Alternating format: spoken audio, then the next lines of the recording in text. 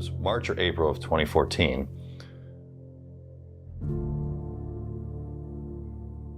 I was approached by Safelite, who was our sublet vendor for bonded glass, and we were actually terminated.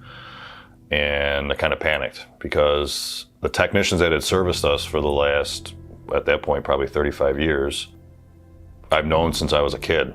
I'd seen them in the shop when I'd come to work with my dad. It was always a good working relationship. They were actually originally Guardian employees. I can't remember if the shop was on 220th or 222nd. We were a client of Safelite, and we were terminated because they said we didn't fit in their business model anymore as far as a customer. I really had to make a choice.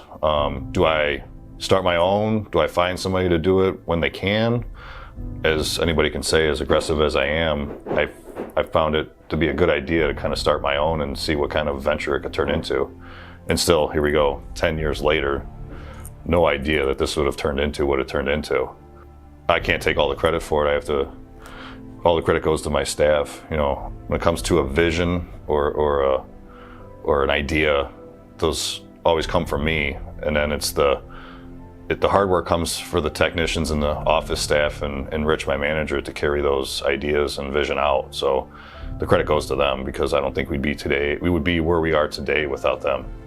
You know, 10 years ago, my twins were 1, and my home life was a mess and chaotic, with just trying to, raise 2 infants at that point.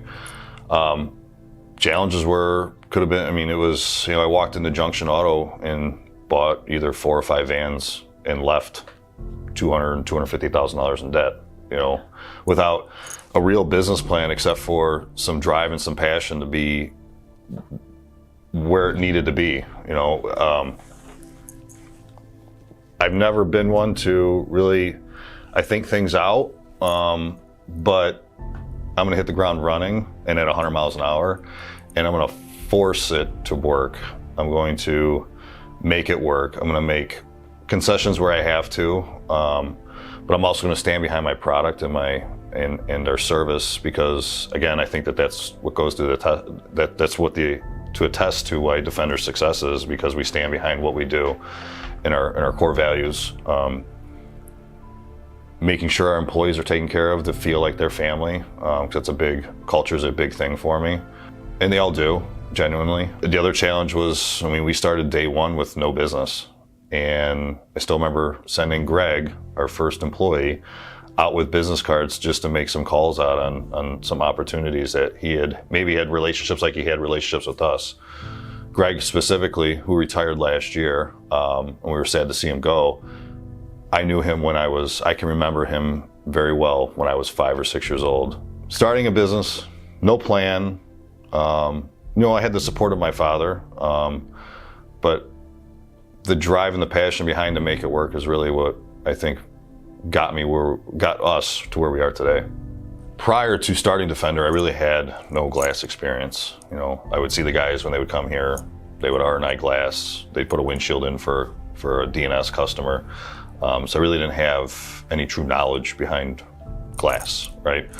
And it's different too, because from an accounting standpoint, you have labor, glass, kits, and deductibles. Those are 4 GLs that you have on your top line, versus DNS has 20 plus.